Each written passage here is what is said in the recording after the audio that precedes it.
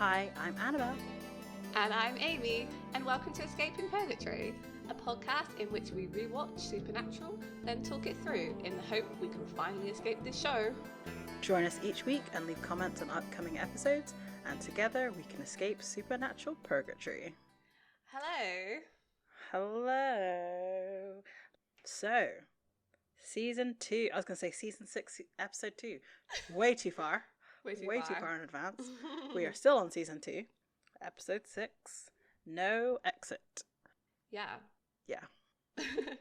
So this episode had an 8.3 out of 10 on IMDb. It was written by Matt Whitten and directed by Kim Manners.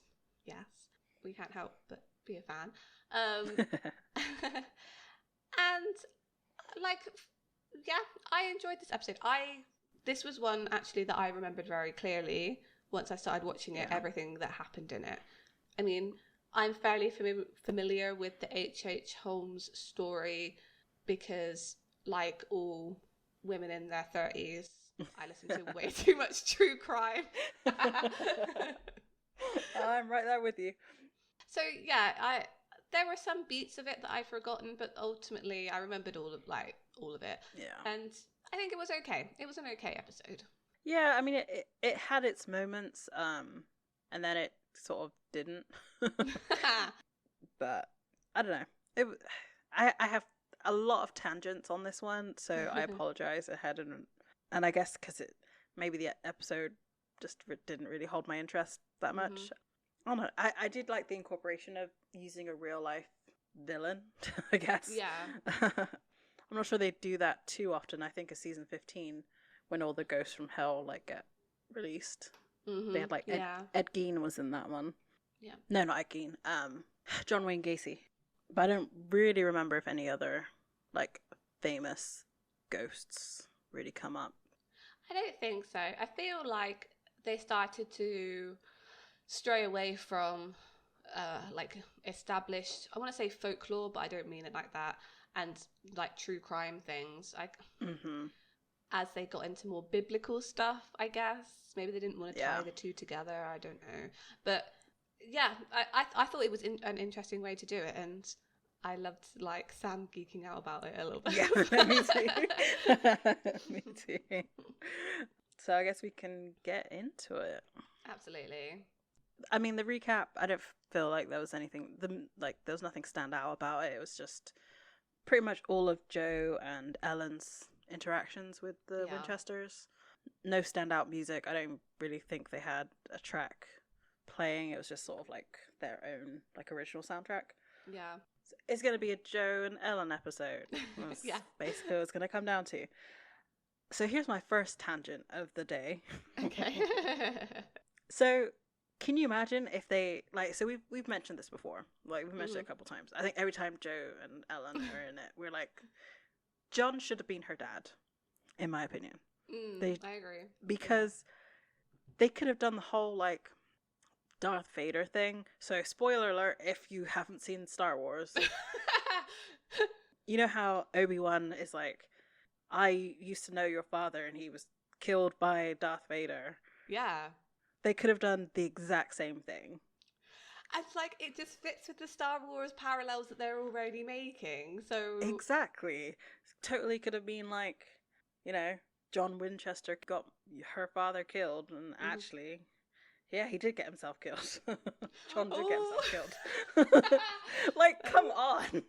Yeah, it would have been great. It would have been great. Some of the interactions in this episode would have been very weird. But but also Luke and Leia full on Frenched in Star Wars. So that's true. That's very true. So, anyway, that was my first tangent. I was like, they could have had such maybe they didn't want to have such a huge parallel between the two. Yeah, maybe it was becoming too obvious at this point. Yeah. Kripke had talked about it too much, so it was too obvious. I've got some things to say about Jo in this episode because I think it was a good episode for her. So, we'll get into it. Awesome. So we see the skyline of Philadelphia, Pennsylvania, and the sun is setting. It looks quite nice. I've never been. There's a woman on the phone and she's complaining to, I guess, maintenance about the flickering lights and this, that, and the other. And then a mysterious substance drops in front of her. And she touches it, just with her hands. Like, you're in an apartment that's got flickering lights and you see goop that's just dropped. Why on God's green earth would you touch it with your bare hands? No. Like, at least get like a paper towel or something and like touch it. Like, not with. Ugh. Anyway, this episode felt more like a horror movie than a lot of the other ones we've seen. There's a lot of tropes in it. So like the goop lands on her shoulder and she starts to like move around the apartment, I guess. And then we see it coming out of like this socket. I guess it was supposed to be a light switch. I thought so. It was some kind of like electrical socket or something. Mm-hmm. It's gross. It's really, really gross. It's just like this black sludge coming out, and then this eyeball just like pops up, and then it's a title card. Yeah, it was actually quite scary. Like the eyeball, I didn't like that. This episode gave me thoughts about black goo, right? Because it comes up a lot in Supernatural. I mean, season 7, seasons, I want to say like 13 to 15, the goo is there. And I wonder if the goo is related. But I don't think so. I think they just chose it. And it makes me wonder, maybe they should have chosen, like, I don't know, maybe even a different colour. But then I was thinking, like, say Leviathans had, I don't know, yellow goo. It's more gross. I think they've chosen black goo because it's quite neutral. That sounds really weird. But I think so too. If you'd gone full green ectoplasm, that would have been again like to Ghostbusters. Like, and I'm trying to think what other colours they could have chosen to kind of differentiate between Leviathan goo, empty goo, ectoplasm. And I'm like, oh, there's not really anything else that would have worked. But then at the same time, they are kind of all related. Kind of. So, obviously, well, I would say, actually no, Leviathan and the Empty are probably more related than a ghost, just because I'm pretty sure after anything gets killed in Purgatory, which is where the Leviathans originate, they would end up in the Empty, right? See, there's thoughts on that, because I always thought it's a cyclical thing. Like you just get it all like reincarnated back into Purgatory every time you get killed. Maybe with your memory wiped as well. I don't know. This is purely my own headcanon. We don't know what happens to things when they could die in Purgatory. But I think it's all related to darkness, I guess. Yeah. Okay. So yeah, Leviathans are evil. The Empty's neutral, but like it's not really. It's like it's neutral, but like chaotic. Selfish. Yeah, chaotic neutral. I don't know. I think so. I think that's what it would be. And then the ghosts are drawing their more evil power from somewhere. So I guess it just is darkness. It just made me, I don't know, like there's no other colour you could use to kind of do this goo effect, I feel, that wouldn't either be like comedic or just like too gross. Yeah. Yeah. Well, so I feel like the Leviathan could have been yellow. I think I would be, because it kind of reminds me of like a bug, and that's kind of what they were. Yeah, that's true actually. See, I always thought that it was always like octopus ink, because they were always talking about it like being almost like a Kraken Hydra thing. Yeah, that's true. Anyway, I have thoughts on goo this week, apparently. That's what it came down to. Yeah, definitely. So we get the title card and then cut to the roadhouse. Dean and Sam are talking outside, and it sounds like they're going to California, but it turns out that Dean was just making a Scientology joke. Young girl's been kidnapped by an evil cult. Yeah? Girl got a name? Katie Holmes. It's funny. And for you, so bitchy. Yes. That was great. Do you know what? That's so far removed from, like, I feel like the public consciousness now that it took me a minute to make the connection. I was like, what is he joking at? Oh, I remember. Really? Okay. That's kind of interesting that, like, I got it straight away. But it's also foreshadowing, right?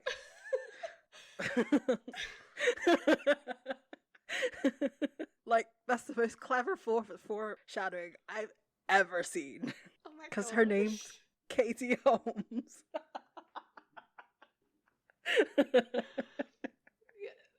Wait, okay. So they're connecting her to H.H. Holmes. That's so silly. Yeah, so Dee makes a dumb joke. I thought it was funny. No, it was funny. It was funny. And then they hear a fight inside. And it's Ellen and Joe arguing. And what it boils down to, essentially, is that Joe wants to go hunting and Ellen doesn't want her to. She wants her to do basically anything else, it seems. Hey, you don't want to stay, don't stay. Go back to school. I didn't belong there. I was a freak with a knife collection. Yeah, but getting yourself killed on some dusty back road, that's where you belong? Can we just talk about Dean's face when he hears the arguing? It's like, ooh, gossip. And then it got me thinking on, like, what reality TV would Dean watch? I have a list of things I think he would watch. Probably The Bachelorette. Yes, can see that. Like, he wouldn't watch a Bachelor because he's not interested in that. He's interested in, like, the woman finding the guy, not the other way around. Probably Real Housewives. Not sure what city, but probably one of those. Definitely the Kardashians. Absolutely. And I think that's almost canon because I feel like somewhere there's a Kardashian joke. There must be somewhere in this. There must be. Mm-hmm. There must be. And then maybe Say Yes to the Dress. Like, it'd be all those, like, silly, romantic, soppy reality TV shows. I can see that. What's the other one that they do in America where they build people's houses as well and then everyone cries? I can't remember, but yeah, definitely. You know the one I mean? Where they do like home makeover? Yeah, I feel like he'd be into that. Definitely. And like, you know his like guilty face when he gets caught watching other things? Yeah. Like, that's what would happen if you, especially like Yes to the Dress, like if Sam comes in and he's watching that, if that's the face he would pull. I love this image because like later on in the bunker he makes like the Dean cave, right, with those like armchairs. So watching Say Yes to the Dress in that. This is my favourite headcanon ever. I love this so much. So the thing that stuck out to me about that argument is like it's almost the reverse of Sam and John. Oh, and it's not almost, it is the reverse. Like John's all about, you know, you have to be with the family and not go to school, where Ellen's like, no, leave, go live your life. Don't worry about being a hunter. That just pinged a thought for me in my brain, like literally just right this second. As in, like, why were they building up Jo to be like a love interest for Dean when she clearly has more parallels with Sam, and they're like a more similar age, I think, as well. And like even the conversation they have in this episode, they seem like Sam seems to understand her a bit more and like see her a bit more as mature than Dean does, I guess. Which is like, Dean sees her as a sister. Yeah, I think the fight's interesting because you're kind of seeing a protective parent, whereas before in this show, we've only ever seen a parent that's almost pushing them towards danger or preparing them for it, I guess. Whereas Ellen's not really preparing Jo, I don't think, to hunt, really. She wants to keep her as far away from it as possible. And in true Supernatural fashion, there's no sort of conclusion to the argument because they're interrupted by this like wholesome family in like matching t-shirts. So cute. Are you guys open? Yes! We'll just check out the Arby's down the road. I think like Ellen saying yes that they're open, I think is her, right? It's like she's clearly trying to get the Roadhouse like to make a go of it and not just have these like grungy dudes like all the time. Like you never see any women in that bar when there's just a pan around, so maybe she would like it to be a family restaurant, but no. And also like she owns a bar, she wants business, so of course she's going to say it's open. So it's kind of nice to have a different kind of interruption, even though the typical interruption, which is a phone call, happens next. So the phone starts to ring. And there's this kind of standoff between Ellen and Jo. Like, I'm not sure what it was supposed to be. I remember the overarching story of this, but like you said, the beats. Mm-hmm. So I thought the reason why she would, like, Jo wasn't going for the phone was because she was waiting for her mum to like turn around, and then she would just be like, hey, let's go to like Sam and Dean and just like leave. I don't know, I feel like that would have been better than what happened. It's kind of anticlimactic to what actually happens, which is basically nothing. She kind of shows Sam and Dean like a case file that she's been working on, and They said there's interesting bit here where Dean's looking at it and is like, who put this together? And she's like, I did. So we're either dealing with one very old serial killer, Who put this together? Ash? I did it myself. And he's like a little bit impressed by her, I guess. It also kind of starts. Insulting there. Yeah, it also kind of starts this conversation that Joe finishes later about like, don't you think I'm capable? And it does come across very much here as like, don't you think I'm capable because I'm a woman? And like, I would agree, it definitely comes off that way. Definitely. So yes, she's put together this case file about like all these disappearances of young blonde women over 80 years, and she wants to investigate it. And when Ellen gets back off the phone, she kind of says that like Sam and Dean can take the case if they want to, but Joe's not going. Pretty much they do. And so I mean that was one good thing. Like, whilst Dean was kind of like questioning Joe, Sam was pretty much like, yeah, okay, we'll take it. Like, it seems legit. Mm-hmm. There was no sort of question on whether it would be a case or not, which is really good. Yeah, he backed her up. I think he even says like, we've taken on cases with less than this. Mm-hmm. So Sam is very much in Joe's corner on this. Like, she's clearly done a lot of work on it and he's taking her seriously, whereas Dean's really not, which is again like coming back to like, clearly Sam respects Joe more than Dean. He just does. It's like he does. Yeah. Mm-hmm. So yeah, you're right. We cut to an apartment, and Sam says like, I think he says, I feel kind of bad snaking Joe's case. Maybe you should put together a good file. Could you see her out here working one of these things? I don't think so. And I forgot that people use snaking in that way because it has like other meanings now. It's funny, I feel the same way about the word freak. Like, you don't hear that in modern TV that often anymore. Like, not in the way that they use it in this show. Like, it feels like every episode somebody's calling someone a freak, and like... And I feel like Buffy was the same. I feel like the word freak was used a lot in Buffy. Mm-hmm. In like the late 90s, early 2000s. Because like even in this show, it kind of gets dropped. Like, I don't really... It's not as frequently used in later seasons, for sure. Not after season 5, I don't think. No, not as much. Yeah. So although Sam's feeling bad about taking the case, Dean's kind of agreeing with Ellen that she shouldn't be hunting. Mm-hmm. Oh, can we just talk about the song that they used to break into this apartment? Oh, yes. It's Surrender. I can't remember who it was by, but like it's like a maybe 40 seconds of the song, maybe less. And it's the bit about like, mummy's all right, daddy's all right. They just seem a little weird. Yeah. Like, come on. Oh, it's so good. Like, they did such a good job with the music. I feel like it's kind of tailing off in this season now, but there's little gems in there that make it really good. Yeah. And again, like, had they gone with John being her dad, this would have been perfect. It would have fit so good. So I have decided in my headcanon, even though this episode's weird and I can't remember if they do hook up, they are half siblings. They just are. They are half siblings and nobody can change my mind. And I think it tracks. I think it does track mostly with how Dean treats Joe in this episode. Because they're saying like he's not agreeing that she should be hunting.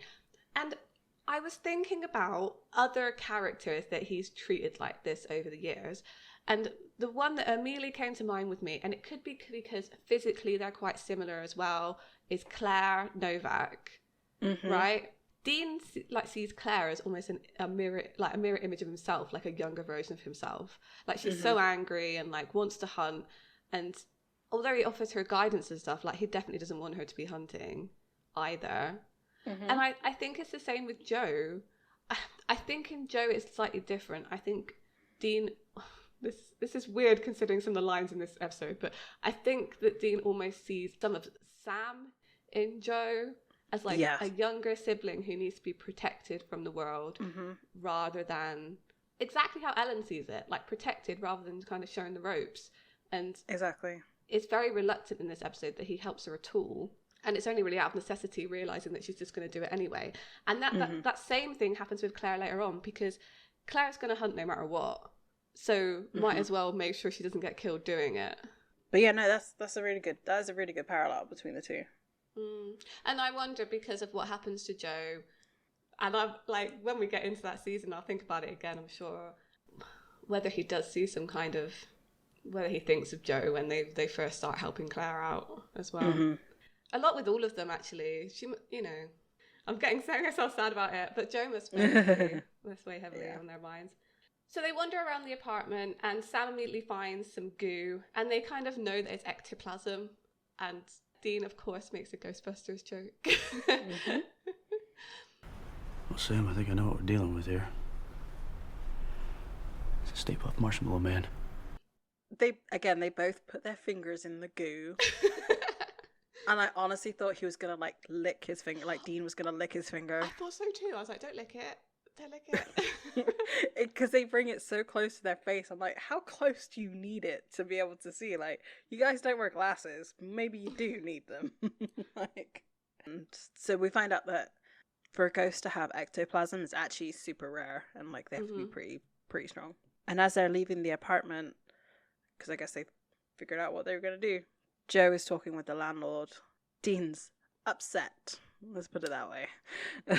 Yeah, he's upset. I love this. I feel like Joe's a better actor than either of them.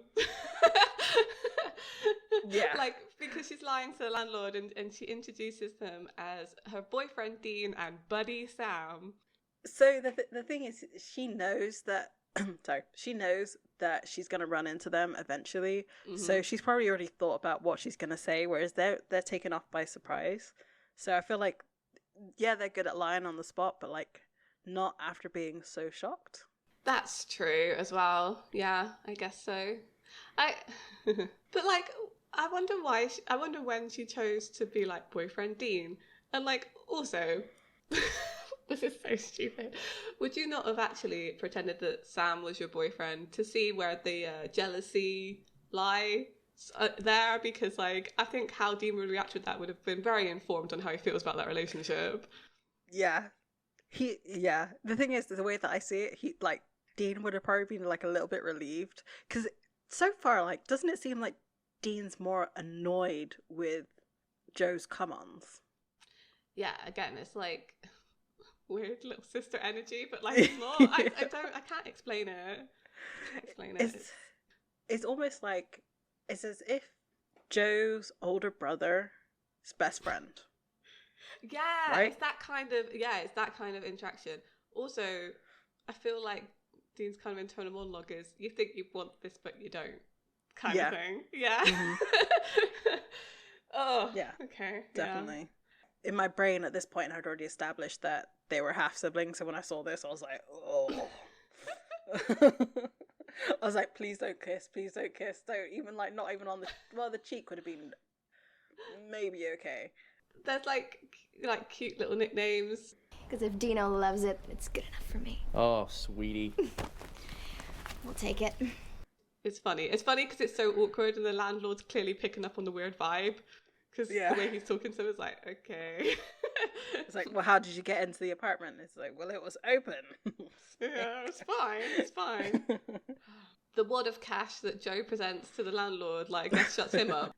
So they get into the apartment and, of course, immediately confront Joe. It turns out that she lied to Ellen and said she was going to Vegas. Ash is helping her by making a fake credit card trail for her mum to follow, which is crazy that she needs to do that, but I think Ellen's very overprotective. Yeah, definitely. Dean says you shouldn't be lying to your mum. You just, like, it's not right. Again, says the biggest liar to family. Oh, you tell him, because that's true. I think it's a particular sore spot because it's her mum, right? Yeah. And Dean has Mary issues. Like, I mean, again, a phone rings and this conversation is interrupted. I was trying to ping the song. I feel like Dean's ringtone is Metallica. I feel like it. I need to listen to it again, but I think so. And it's Ellen. Of course it's Ellen. Of course it's Ellen. Obviously she wants to know if Joe's there. And I don't know why this is one of my favourite, like, things that happen in TV shows. I love whisper fights. Oh, hi, Ellen. She left a note she's in Vegas. I don't believe it for a second. I'm telling her. You're not going to stop. Dean? I haven't seen her. You sure about that? Yes, me too. Because they're so rapid and like you have to like kind of be paying attention to hear what they're actually saying, and then like his switch to being talking normally is just like instant. Yeah, it's so funny. He decides to lie to Ellen. Doesn't look happy doing it. Yeah, I guess Jo got her way on this one. Well, so why do you think that is? Like, why do you think Dean would lie for her? Because he clearly doesn't want her there. I see. Or is he just more afraid of Ellen? Like, maybe he thinks like they can solve this so quickly that she won't figure it out, and like they can get her home, and like no one would have to know. I think that's part of it. I feel like I think Dean thinks he's in control of this situation, and that they probably can just get Jo to stay in the apartment. They can solve the case, take her back. No one will be any the wiser, and it will be fine. I don't know where he gets the idea that he can kind of like control Jo's actions, because all evidence has shown that that's not true. But I think that must be the case. Interestingly, like, what if Ellen had rung Sam? Do you think he would have lied for Jo as well? I don't think so. Yeah, see, I don't think so either. Because Sam's all about telling the truth. Like, even I think back to Bugs, and he was saying to Max or Matt, or whoever is another M name. I think it was Matt in that episode, to tell his dad the truth that, you know, this curse is coming. So I think Sam will always go with telling the truth. Yeah, I think he would have done as well. I think Ellen would have come out sooner, and maybe they could have got this case wrapped up a bit quicker, possibly. I don't know. It would have gone different. It's interesting to think about. Does Ellen have hunting experience? Or is it just her husband? See, I don't know, because I don't think she's an active hunter, as in like she goes out and actually takes on cases, but I feel like Ellen knows enough to take care of herself. And I think that's shown later on as well. Maybe she was like sort of the researcher. So that would make sense, yeah. Like she would go out in the field with her husband as needed, but she would just stay and be the guy in the chair. Yeah, I think that absolutely makes sense. So yeah, I don't really understand why Dean did that, other than like he's a bit scared of Ellen shouting at him on the phone. I literally think that's probably the reason. Yeah, I think so too. He's clearly afraid of Ellen, with good reason. Like she knows her way around a gun and how to fight. Like she's very protective of her daughter. Yeah. Also, Ellen should have just rung Sam. I feel like she knows him well enough that she should just rung Sam. Yeah. He's clearly the more sensible of the two. So anyway. And has no sort of like, there's no obvious connection between the two, because like Ellen has spied like Jo and Dean together, and she can tell that her daughter is interested. There's no way that I don't think that Ellen feels like Dean has feelings for Jo. Do you know what I mean? No. Yeah, I don't think so. I don't think she's worried. See, I don't know. I don't think she's worried about them running off together. Right. I think she's worried about Jo running off and hunting with them, though, which kind of, I guess, happened. That's exactly what this episode is, so she was right to be worried in that respect. So I'm guessing the reason why she chose the Winchesters is probably because they're the youngest hunters that she knows. Yeah, I think so. I think any other hunter that she would have come across in the tavern or the roadhouse, even, this should have been called a tavern because quests are made there. Anyway, other hunter probably would have just like given up the case and just driven her home. Yeah, I think so. I think she knew she could probably convince them to let her tag along better than everybody else. Yeah, I think anybody older would just see her as like a daughter or whatever, and just been like, no, absolutely not. Yeah, exactly. Yeah. And also they know they would have got barred from the roadhouse, so there's that too. So they're kind of looking over blueprints of the apartment complex, and we've got Jo. She's like flipping her knife. There's a common theme through the episodes. I think it's pretty cool. I quite like that. And like it's obviously showing that she's done a lot of research and really thought about this case. And her and Dean are kind of just like needling each other. Like I think she tells him to sit down. He tells her to put the knife down. It's all a very like stupid interaction. Yeah. And they decide that they need to scan the whole building. Maybe it's like a cursed object, I think they decide on. even though it's like they know there's a ghost there.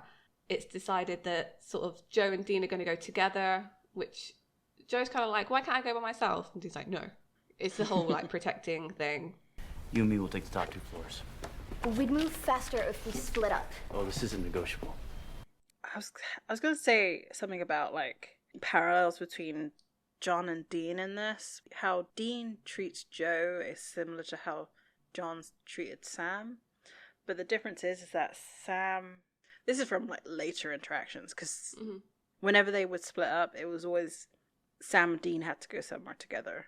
Yeah. But I think, again, it's the parallel's kind of there, but not really. It's like a protective, like, mother henning thing. I don't think Dean would let Joe go with Sam because he personally needs to keep an eye on her to make sure that she's safe enough to get back to Ellen. It's now his responsibility, I guess, as the oldest person there. Yeah. You know?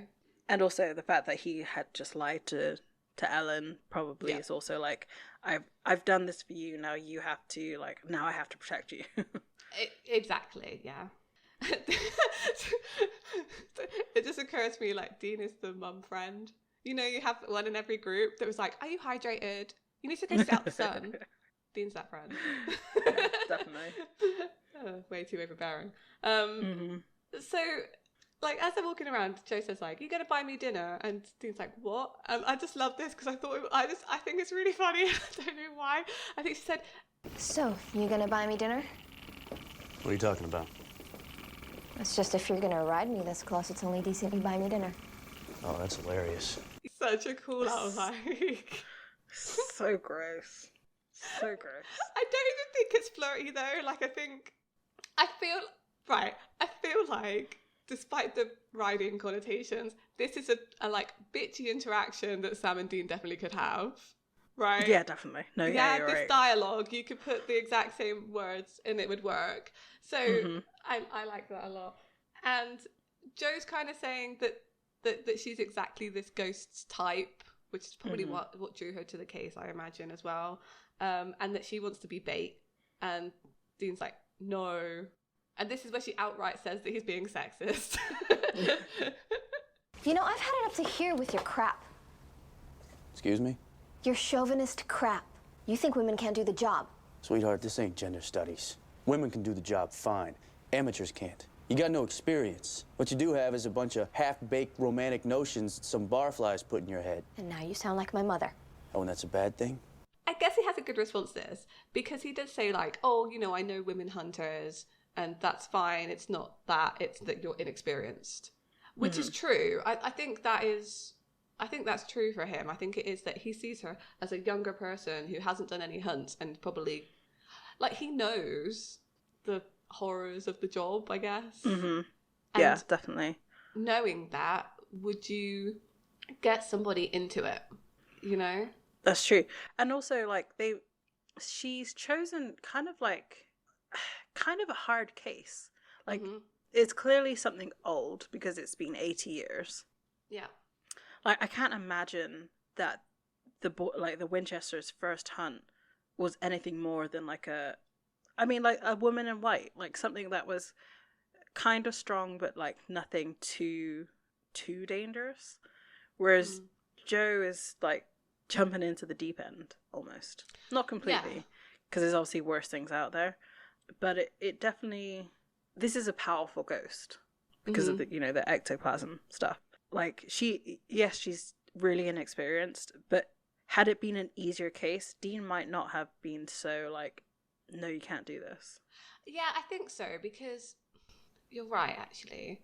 Because I think they both, later on as well, want people to be able to protect themselves. And I feel like this kind of training, as it is good because she already knows about supernatural stuff. So she's bound to get tangled up in it at some point. It's just going to happen. So it'd be good if she knew what she was doing when that does happen. So yeah, maybe it's just this case is a tough one. Or maybe it's just that she's so adamant about kind of doing things herself. Whereas like Dean was trained by John, like closely, like, right, like a soldier. It's not something that, I don't feel like hunting is something that you should learn by yourself, although a lot of people do it. You think about like Gordon and how he turned out. Right. Like, he clearly, like, is a lot self-taught of, like, stuff going on there. John is, look how he turned out. That kind of lone wolf stuff doesn't really work. So maybe that's part of it. She doesn't have any, like, backup.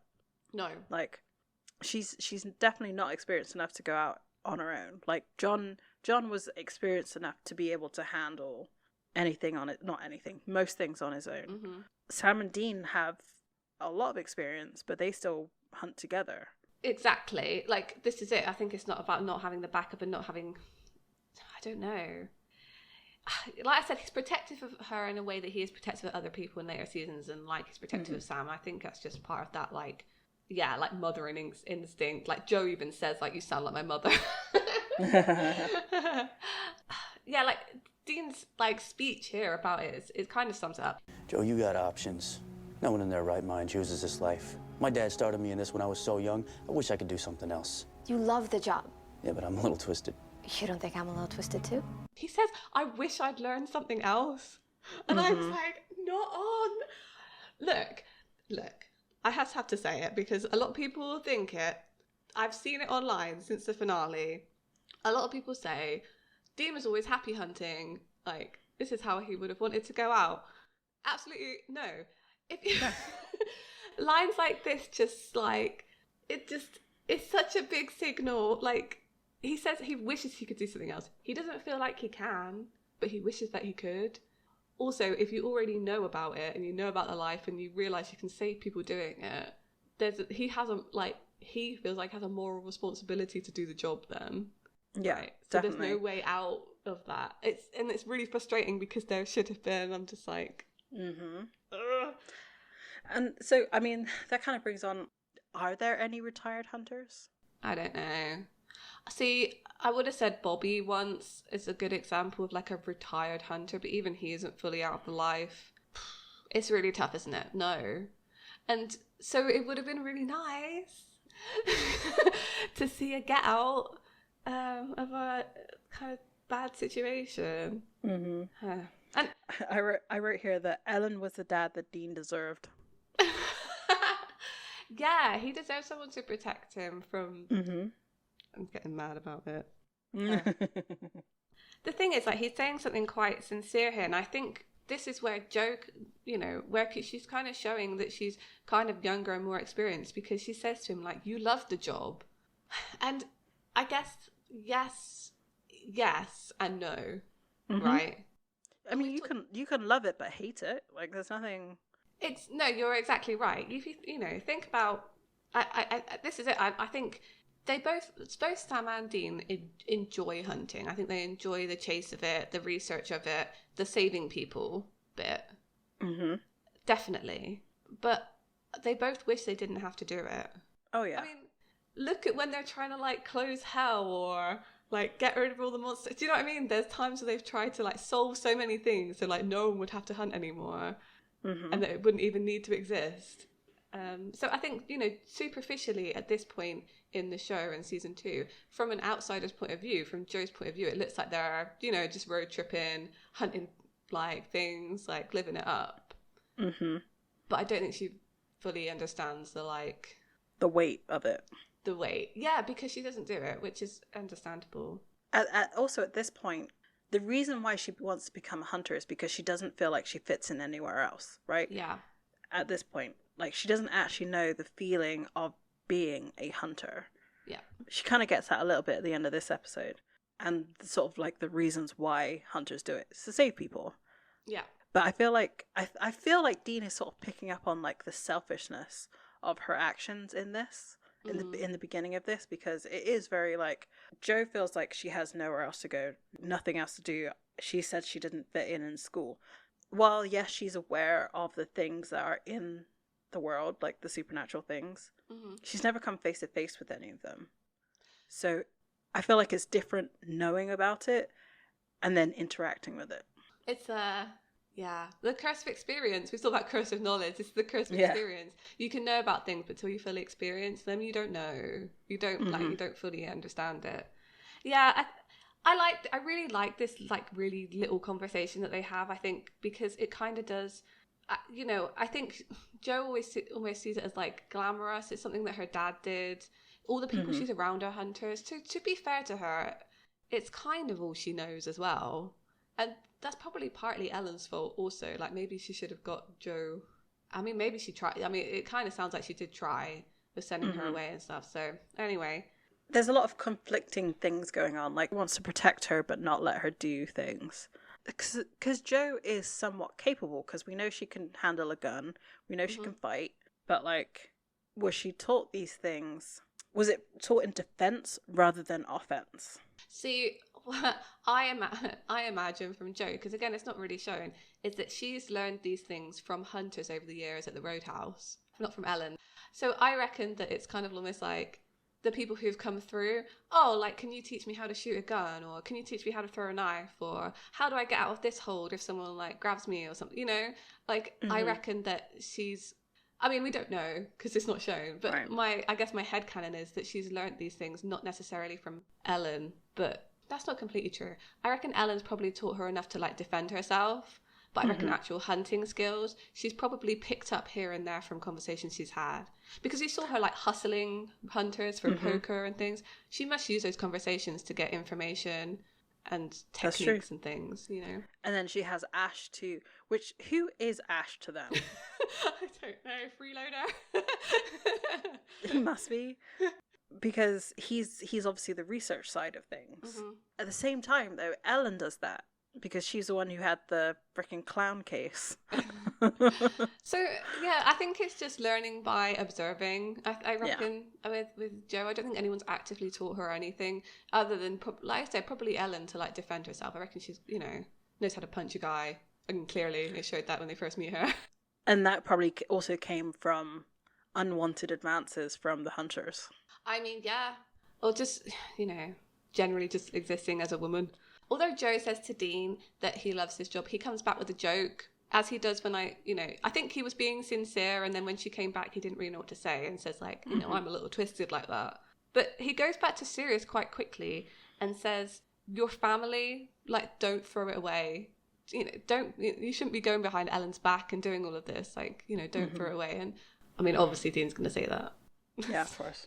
This next little sequence, I really loved, like, in terms of technical. Nothing story-wise, but technical. So Dean sort of carries on going, like, he's done with the conversation. So, I mean, before they start this conversation, we see sort of, like, the camera looking through the grid, so it's almost first person. And then we see these, like, creepy fingers coming through the vent, and then retract when Joe turns around. I guess she feels the presence because she turns around and lowers her EMF, which, by the way, is, like, super fancy. Yeah, it is actually, yeah. It's got, like, a little dial and everything. As she lowers to put the EMF by the vent, it turns red. Dean comes back over and is like, what are you doing? And he recognizes a smell. Like, he doesn't know what it is, and he realizes it's coming from the vent. Mazel tov, you just found your first spirit. So they open up the vent, and this whole, like, switching between third and first person was really cool. Like, I was getting super tense. Like, what the hell's gonna happen? So, like, when you're in the vent, it's obviously the ghost, and, like, you're like, is it gonna grab Dean or something? And of course, like, so they open the vent. He can't really. They're both looking in. They're very close. Like, she's basically laying on top of him, trying to also see into this vent. And I guess for some reason, Dean gets on the floor and decides to put his whole arm into the vent. And is, like, feeling around. And then again we see the first person camera kind of, like, seeing the arm extend in, and it's just like, oh, something horrible's gonna happen. It does kind of subvert the expectation because nothing actually happens to Dean, but he does pull out his arm, and attached to in his hand is, like, a clump of hair with some scalp on it. It's so much scalp. Like, oh. It's like, how it's like that wasn't ripped out. That was cut off someone's head. It's manky. It's nasty. Oh, manky. I haven't heard that word in forever. But it totally is. That's such a good description word of it. They're so calm about it. I guess they were expecting to find something at some point. It was just grim. But, like, Joe's never seen this. Wouldn't you be freaking out that you just saw this, like, clump of scalp and hair? She's just like, oh, look.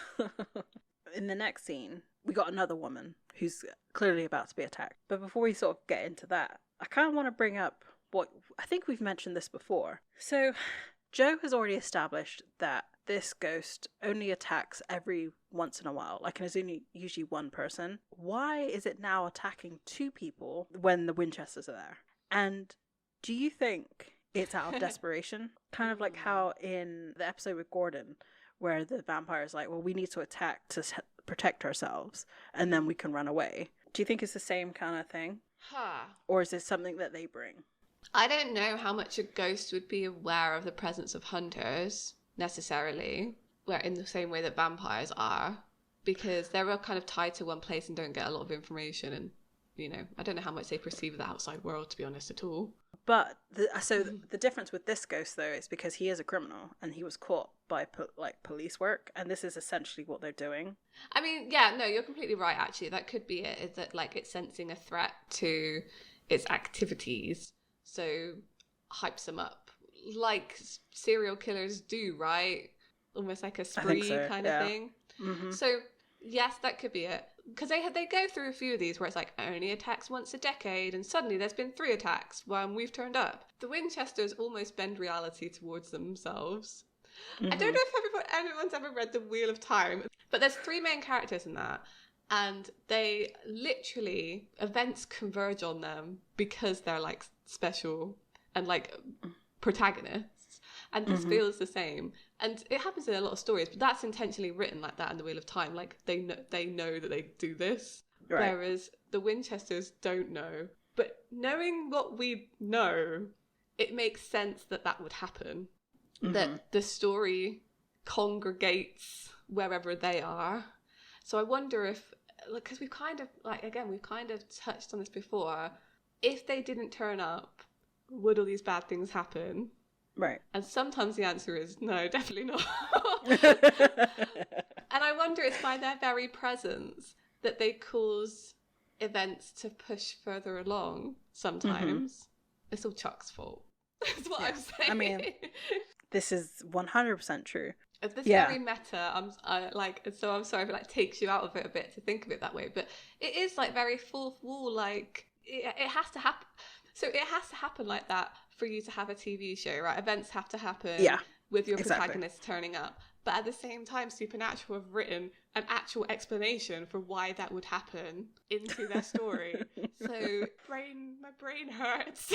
Yeah, definitely. I'm sure we're going to bring it up every time.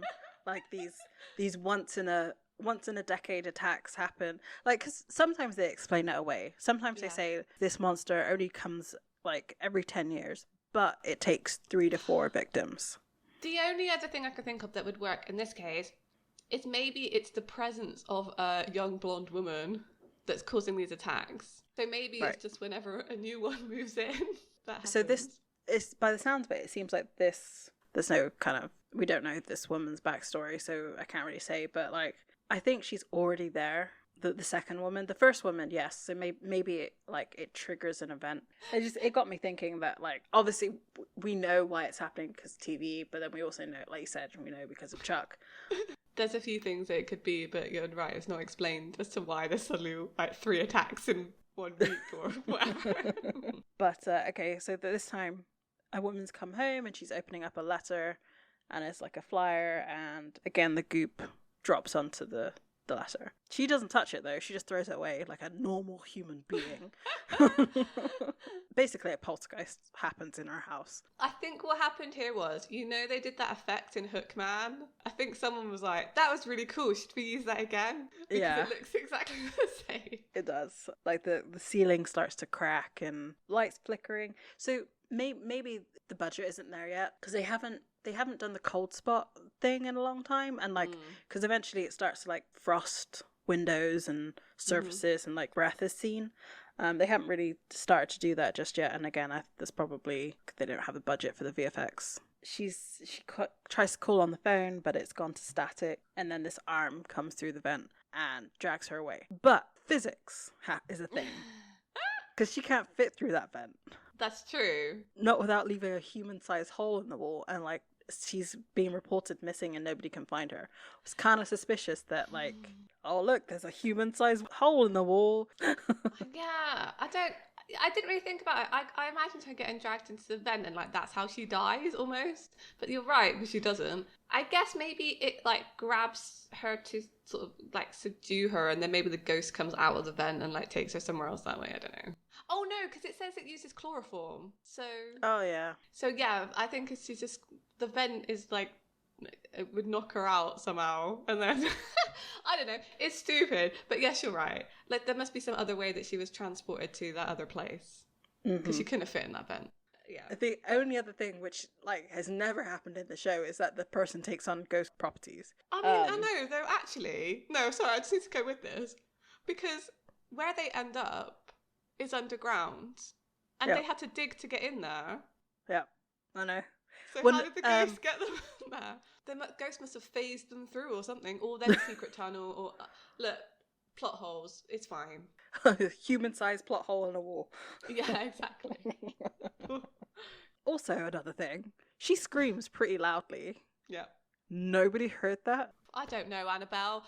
Stop bringing up these plot holes. Supernatural isn't supposed to make sense. That's why we're here. If it made sense, we wouldn't be doing a podcast. So I'm kind of glad we are, to be honest. Exactly. Me too. And so now we're seeing Dean sleep in the most uncomfortable position I have ever seen. Like, what is that? He's like face down with his arm behind his back. As soon as I saw him, I was like, you're going to have a bad back in the morning. And I think when he wakes up, he says like, oh, my back. You're like, well, yeah, duh. He's in like some sort of lazy boy chair. Mm-hmm. Like, how did you not just like fall asleep backwards? How did you flip yourself over to be face first? Unless you fell asleep that way. Like, you literally turned yourself that way to sleep like that. Yeah. I mean, I guess him and Sam have always had to sleep on the road and in weird places. So I imagine they almost fall asleep like small children. Like, toddlers will just crash. Wherever they land, they're just asleep. Like, so I guess partly upbringing, but yeah, that's come on, you're at this point he's going to be 30 in a few years, and like, you don't understand like the joy of pain. I guess we also know that Dean is a front sleeper. We do know this. That's true.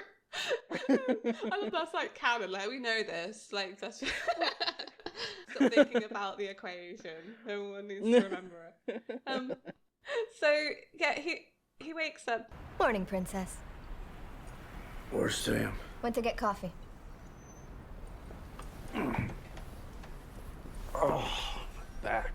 Sam's not in this episode, like, at all. Okay, I had thoughts, so many thoughts in this episode. I wonder if part of this episode, I wonder how much of it, because this was quite a ghosty episode, was because Jared had his hand in a cast. Like, where I they think had so to too. Cut down some of the parts that he was doing in this. But yeah, because he's out getting coffee apparently. Jo's flipping her knife again, and kind of, she said she didn't sleep because she was thinking about the case. And this seems to sort of soften something in Dean, I guess, like that she obviously cares about it so much. And he offers her like a better knife. Here. What's this for? Work a hell of a lot better than that little pig sticker you're twirling around. It's a nice knife. The handle's really interesting. It's got like weird stuff on the top. I know you said you liked her like knife twirling thing. Yeah. I don't. No? So here's why. It doesn't look natural as she's doing it. Like, it looks like she's trying to not cut herself. So if this is something that she does while she's thinking, which is clearly what like it's supposed to be implying, it wouldn't feel so stiff. And it was then that I realized what it is that makes me not like Jo, but like, it was a bit of an aha moment. I don't think Alona Tal obsesses over Jo. I think she just comes on, and there's nothing wrong with that. Absolutely nothing wrong. I think it really is just a job for her. Because I think of like Kick-Ass, the Chloe Grace, whatever her last name is. She practiced doing like butterfly knife tricks, and you can see it looks supernatural when she does it. That's supernatural. Didn't mean to say that. Pun unintended. But like this, like I said, it didn't feel like doesn't look like something that she'd practiced. It just looked like something that they had asked her to do because they wanted to have like her to have something. I mean, if she had to learn it for the show, like kudos to her, because who knows how much time she had to do that as well. Mm-hmm. Like, you know, I don't know how much notice you get on these things. If you only have a couple months to do something, it's like, you know, it's super tough, especially if it doesn't come like naturally. Yeah, I think that's it. It looks like it's something that she's still learning to do. You're right. It definitely does. I appreciate they added it in. Again, it gives me very... See, this is me. This is probably my fault because, again, they're both blonde. The knife twirling thing gives me very, like, Buffy vibes. It feels like something Buffy would do while reading. And I don't know how intentional that is. And it just feels like they've tried to, like, kind of copy-paste some stuff. Do you know what I mean? Mm-hmm. I think it's... like, because they're trying to give the knife significance, because we find out when she passes it to Dean that it's got her dad's initials on it. I feel like there's another way they could have done that, maybe without the sort of like performance of it, I guess. I even wrote here, it felt like a plot device. And I'm not sure Joe ever does it again either. Mm-hmm. I think it's only for this episode, but I'm going to be proven wrong like immediately. It's like, what should happen? But I feel like most of the interactions we now see after this, we see with Joe, she's always with Ellen. So maybe it's more like she does that on her own because she knows how like that would affect Ellen, like her mum. Also, you know, you're saying about like the stiffness of it. Maybe it's not something she does regularly. Because she says here that, like, you know, she's kind of doing this for her dad. You know, she wants to get into hunting because of her dad, and obviously the knife is of significance to him and her. So maybe it's only while she's on this kind of like hunt that she's keeping that particularly close with her, as a reminder of him, essentially. I don't know. Yeah, it's a bit of a weird one.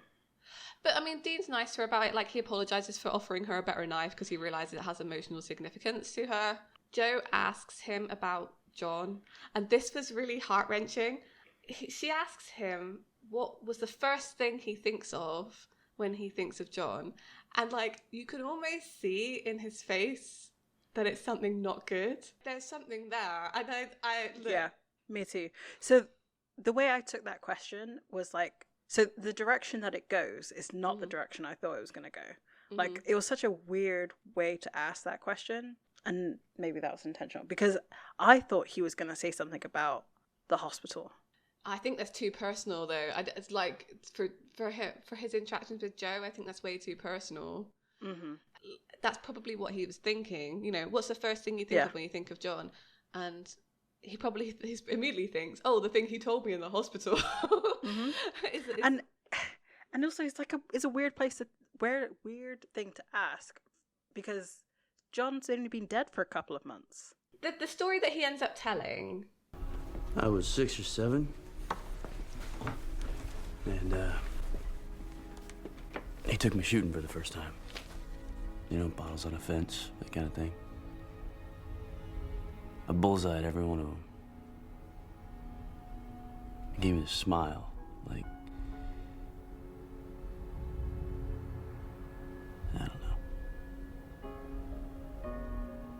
He must have been proud. Bet your dad. John was probably proud of him. Dean probably didn't think that was the look he was giving him. He was probably thinking like, good job for a, you know, soldier or whatever. Not the proud bit of it, which, to be fair to John, probably was.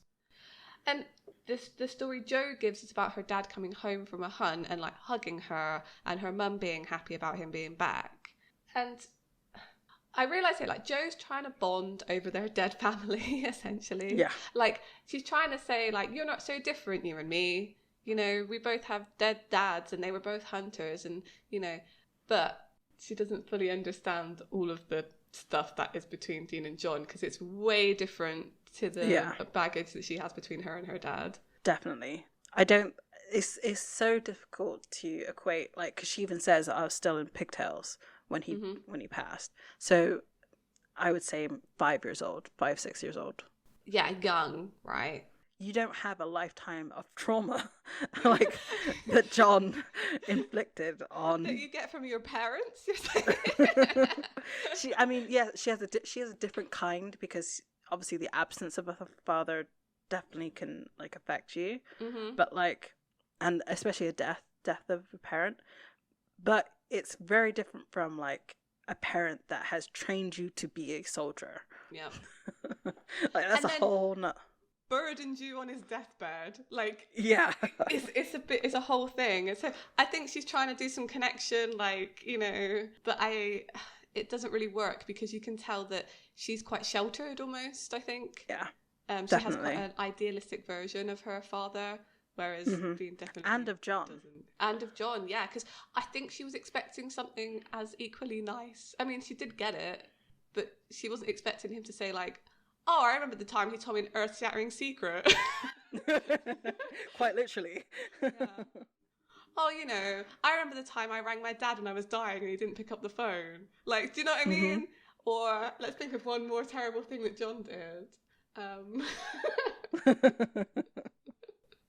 I can't think. Right, yeah, it's too much. So, all right, just to lighten up this moment, I will say the camera work in this. Also, they didn't put much makeup on Jensen's face in this shot, and you can see all of his freckles.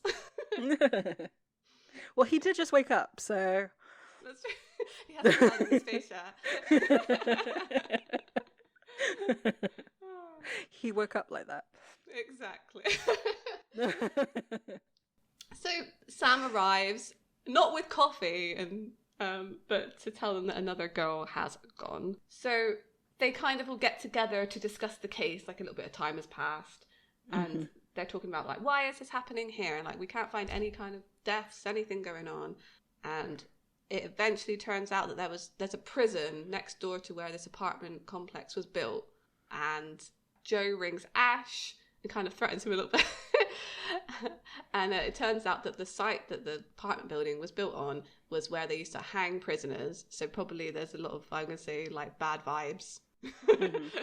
So one thing I want to point out, Joe gets all of the typical lines. Check this out. And get this. Great. I love that. I love they gave her that. Yeah, definitely. Sam's looking through the list of all the prisoners that were executed there, because there's like 157 names and they can't go and salt and burn all of them. And he finds a name. Herman Webster Mudgett. Yeah. Wasn't that H.H. Holmes' real name? And of course Sam knows that that was H.H. Holmes' real name. And all through this, once he figures that out, he just looks so happy. He's like, I have a part in this episode. Yeah. Also, I bet he's thinking of all the bragging he's going to do. Like, oh, we got rid of H.H. Holmes' ghost. Like, it's like a famous ghost. It would definitely be bragging rights in the hunter community. Like, you finally, I don't know, shoot the Loch Ness Monster, right? That would be your legacy. Or catch Bigfoot. I feel Dean also seems to know a little bit too. Like they kind of play off of each other, but definitely Sam is the one who's like leading the conversation. And I'm honestly not surprised at all by this. Like, of course I mean, you're a lawyer, like you're gonna know some of this stuff. Also, I don't. It just seems very fitting for Sam to know. I mean, it makes sense. They kind of hinted that he was a true crime fanatic in season 1, because when he's by himself, he used. Like the son of Sam's, like Berkowitz, as one of his aliases when he went into a hospital or something. So I think that's part, like, was almost like signaling that he enjoys that stuff. And yeah, it makes sense. He's a lawyer, sort of. Sam's nerding out, and they explain to Joe and the audience, of course, who H.H. Holmes is. I feel like she probably would have known this, but they need it to explain to everyone who actually is. So, like, yeah, they kind of talk about, you know, he used to sort of trap people in walls and things, and one of the things that he did use was chloroform, and that's what Dean realised that he smelled. So they kind of established that the woman who's gone missing from the apartment that day could be in the walls, because they look at blueprints of the building and they see that there's enough space in between. Well, not all of the walls, but there's a few. So they basically decide to go smash in some walls. Yeah, because they can't. They can't get rid of the ghost by salting and burning the body either, because they encased it in concrete. I think they do that with a lot of famous serial killers and, like, you know, general bodies, because people do weird stuff. They definitely do. I thought, so I'm not sure the way it made it sound in the episode is that was at his, like, the H.H. Holmes, like, request. Oh. Not that it was something that they were doing. I don't know. I'd need to go check that. But I think too. they tend to do, like, infamous or even famous people, they tend to do that. So, again, it's Joe and Dean together, and Sam's gone off by himself. It's now, they're now very close in the walls. And again, it's doing that whole, like, first person, third person sort of interactions. But this time it's, like, what they're looking at. If it has a very much, like, Blair Witch Project vibe to it. Like, spotlight and shaky cam kind of stuff. And then they get to... It's very creepy. I did like the fact that this felt more like a horror movie than, again, like some of the other ones. Then they get to a point in the wall where it's too small for Dean to get through, but small enough for Joe to get through. And so they kind of switch places, and the joke that he makes here is so gross. Oh, I should have cleaned the pipes. What? I wish the pipes were clean. Shut up. Why?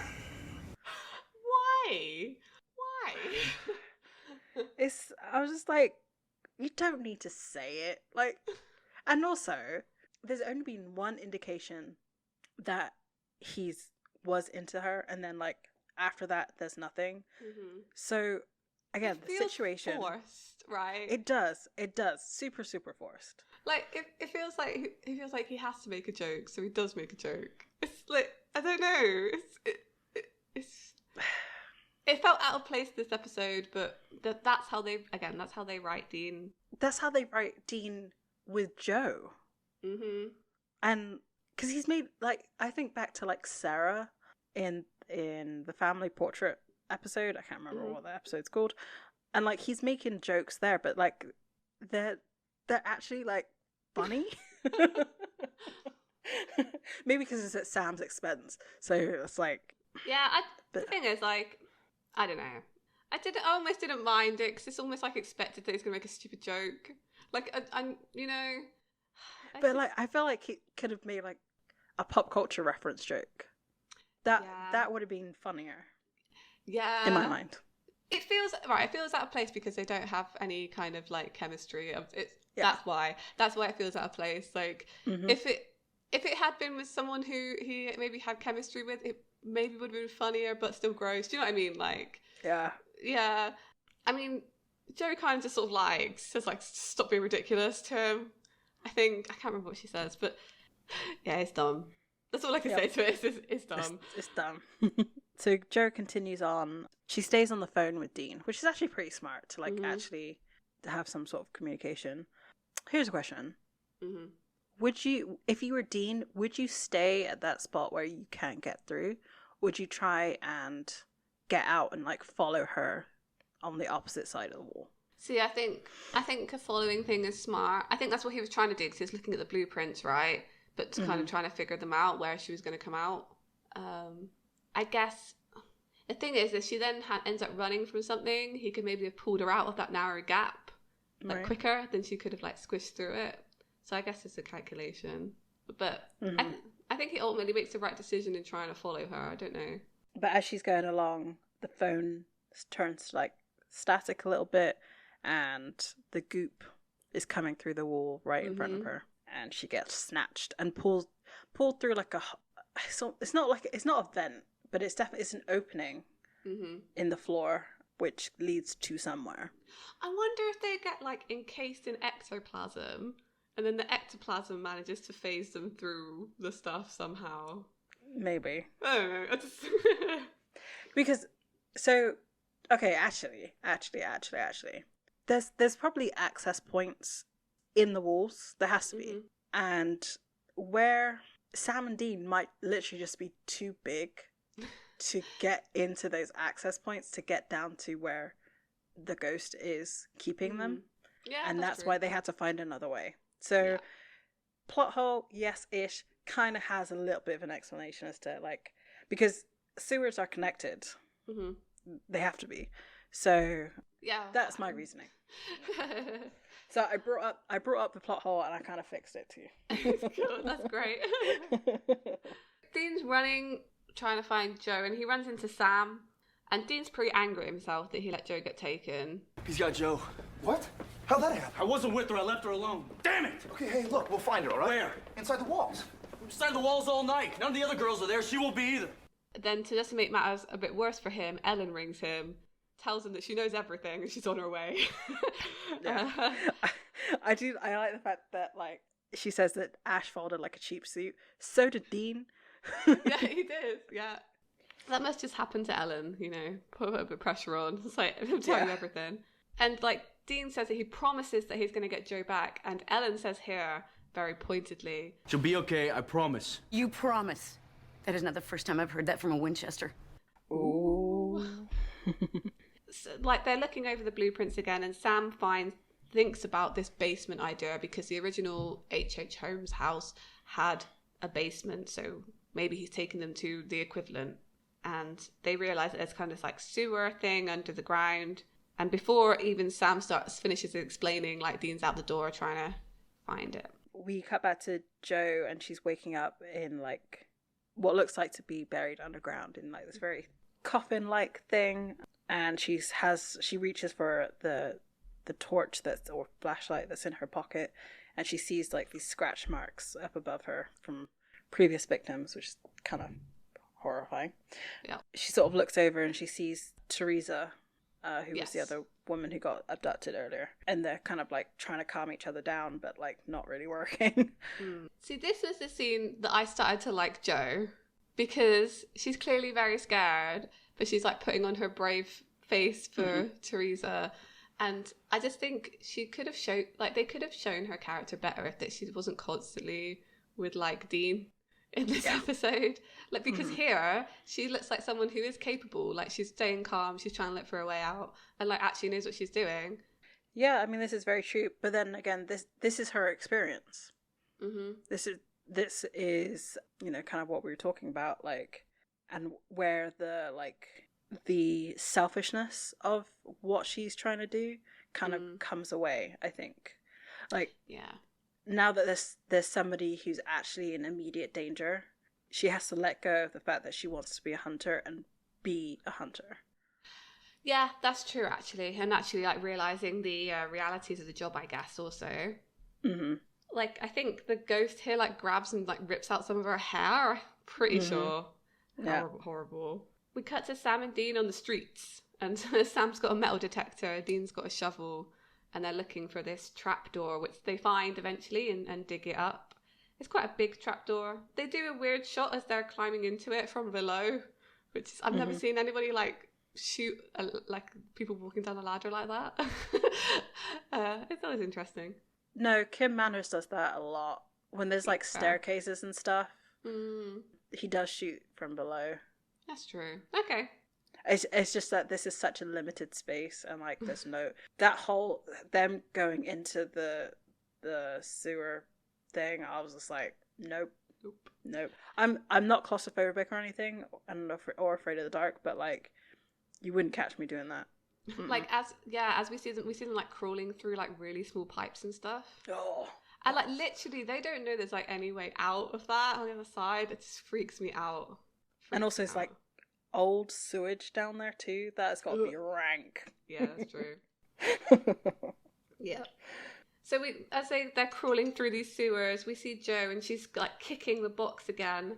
The ghost appears and is being generally creepy. Like, it's calling her, like, pretty and beautiful, and, like, touching her arm and, like, stroking it weirdly. And then she stabs it and, like, yes. How do you like that? Pure iron, you creepy ass son of a bitch! Then it kind of grabs her again, and it looks like it's, like, trying to, like, suffocate her, I think. Yeah, I think so, because it's, like, over her mouth and nose. But luckily, Dean turns up and shoots the ghost, and Sam runs to the other girl and tries to save her. It's a very much, it's a very classic Dean moment of, like, hey! Hey!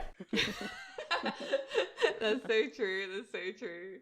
Yeah, Sam manages to eventually find Teresa. He also finds some, like, dead bodies and stuff in the other boxes. Yeah. So is that woman that we saw in the beginning of the episode? Yeah, exactly. And then, like, Jo wants to, like, just get out of there because, like he said, I think reality is setting in about how scary this actually is. But Dean says the only option now is to actually use her as bait, as her was original idea. So he's definitely done a 180 on that of involving her in the hunt. But I guess, like he said, they have no other option to lure the ghost out. Because he hasn't seen what she's capable of. Like, he doesn't know that she had just stabbed him, so... I really like this, actually. So we see Joe waiting, like, looking kind of scared. Holmes appears behind her.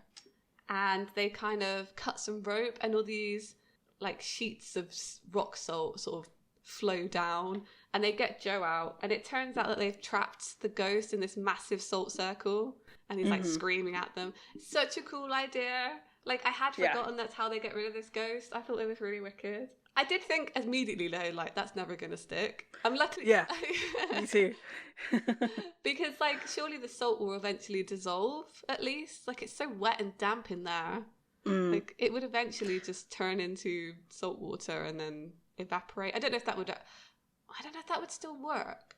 Sorry, I think about ghost physics. Like, if you, if you had, like, salty water, would that still repel a ghost? It kind of tracks with, like, vampire lore, right? Because like, Dracula couldn't go over the ocean, could he, without being with, like, in a dirt box? Anyway, I'm going off track. They managed to trap the ghost in a big salt circle, and then as they get outside again, I like this moment between Sam and Joe, because they haven't really had any interaction at all in this episode. So, this job as glamorous as you thought it would be? Well, except for all the Peter Pan stereo, yeah, sure. But that Teresa girl's gonna live a life because of us. It's worth it, isn't it? Yeah. Yeah, it is.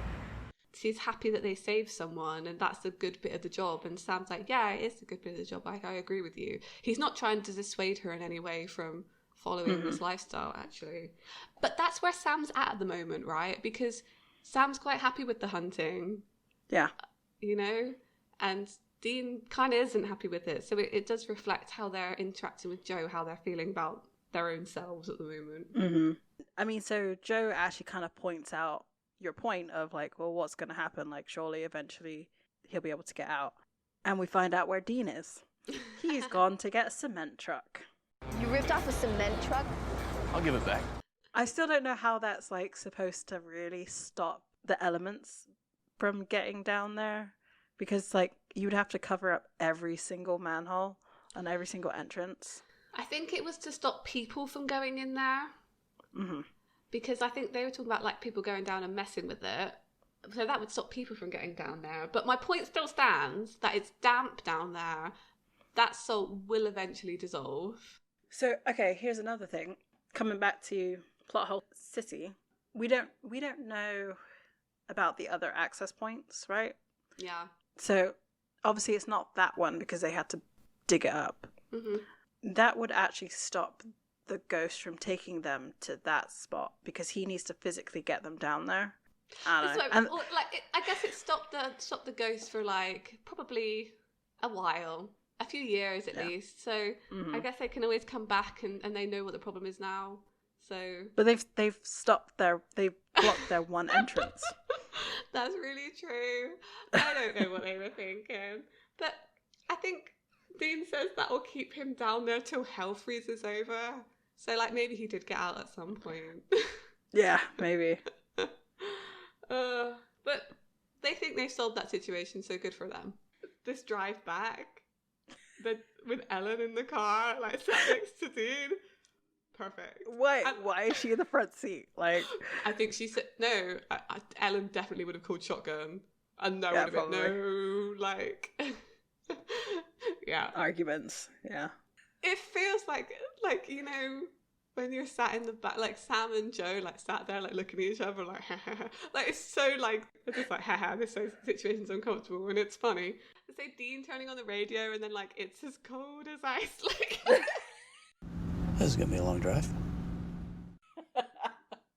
Trying to break the mood, and like Ella just turns it off. There were things in this episode, like Joe and Dean trying to like connect. I'd much rather they cut that and have the conversation when Ellen turned up. Yes, me too. Like, I would love to have seen that. Ugh, I can't even imagine what that would have been like. all I can see is like, I think Ellen turned up and was like, you in the car. And that would be it. Yes, absolutely. And I still would have loved to have seen it. Like, I want to watch him get told off. Yeah. The funniest. I love it so much. So the last scene of this is like, we get back to the roadhouse and Dean's trying to protect Joe from Ellen's wrath, I think. I had to think about why this was, because, you know, why is he not just throwing her under the bus and being like, yeah, you're right, she shouldn't have followed us. I think he does have a bit more respect for her now. Mm-hmm. But also, he was talking to her before in the episode about being, you know, mindful of your family relationships and not going against Ellen. So I think he's trying to repair that for her. Yeah. Almost. Before they can get it. But it's not his place to, like, Ellen and Joe have their own thing going on. So, I mean, he immediately gets shut down. Yeah. Helen just basically tells him not now and kicks him out. Yeah. Which is, I mean, it is really fair. Like, they really shouldn't have followed them into the roadhouse anyway. Like, it's none of their business at that point. Not really. I agree. It's a bit overstepping. Oh, I mean, they must have discussed what happened, though, actually, because Ellen knows they used Joe as bait. So I imagine she did demand an explanation of exactly what went down. It kind of turns out that she doesn't... It's not so much Joe she doesn't trust, right? Right. It's the Winchesters. She doesn't trust them with Joe. Is this about me hunting or something else? You let those boys use you as bait. We're right there, backing me up the whole time. That is why you do not have the sense to do this job. You're trusting your life to them. What are you talking about? Like father, like sons, that is what I'm talking about. And I think she even says, like father, like son. And so she tells Joe about what happened with her father and John, that they went on a hunt together and that John messed up. We don't really know how he messed up, and that he got William killed. And then we go outside and Joe storms out and Dean kind of tries to talk to her because obviously he thinks he's upset because he's just had a big blowout with Ellen, which she didn't really. And she tells Dean, you know, about John and William. Hey, talk to me. Get off me! Sorry, I'll see you around. Dean.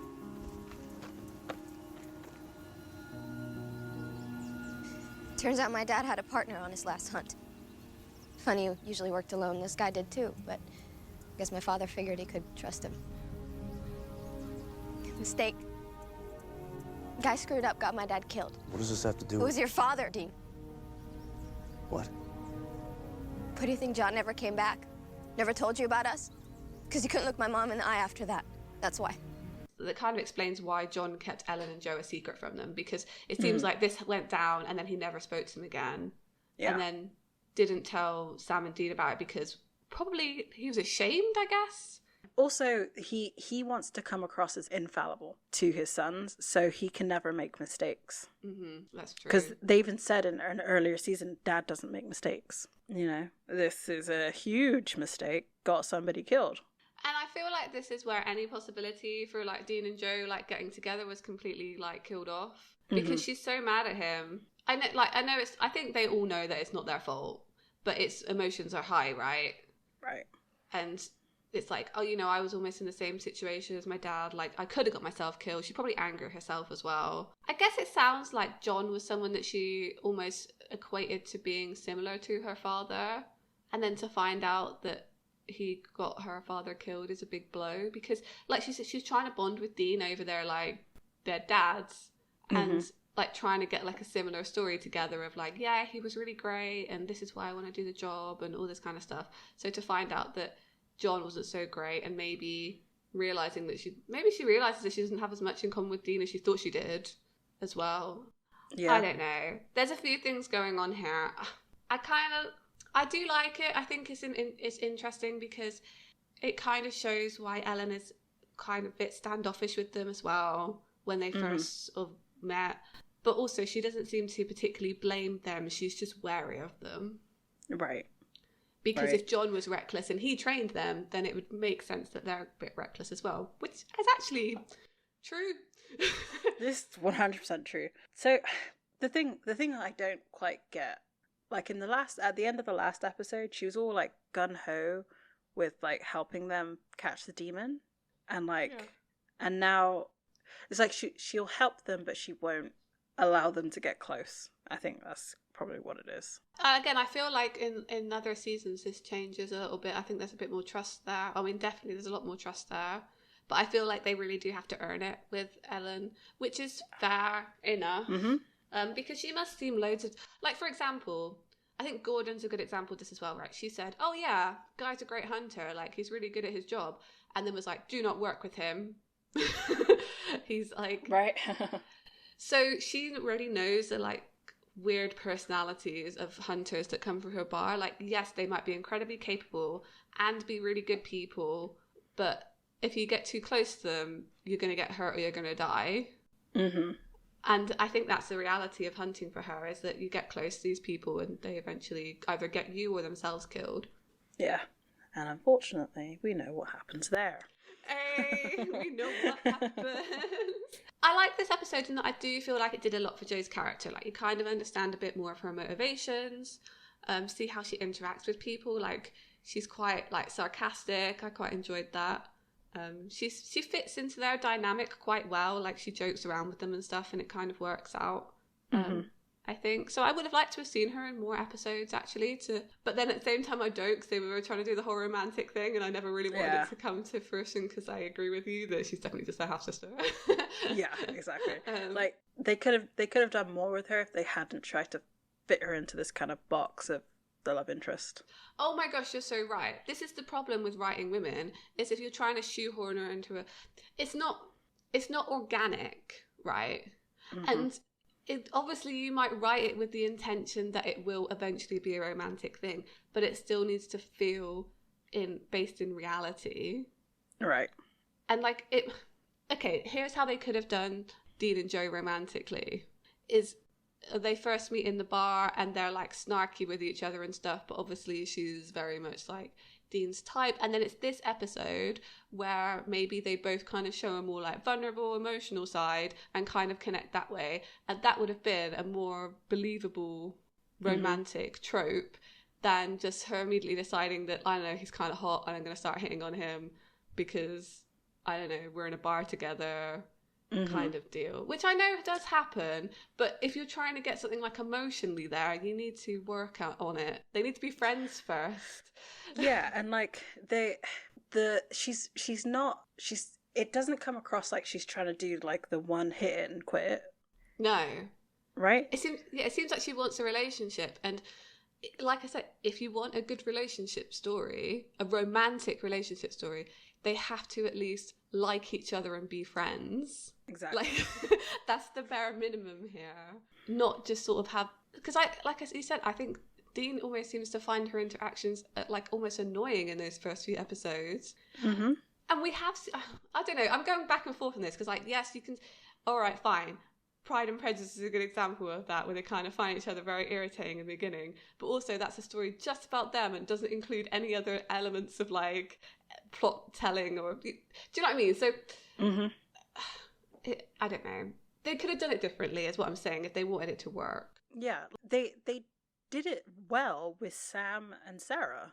Yes, definitely. That felt, you know, they're kind of a little bit standoffish, and then they kind of broke down on their date and was just like, oh yeah, we haven't done this in a while, and like it just sort of flowed.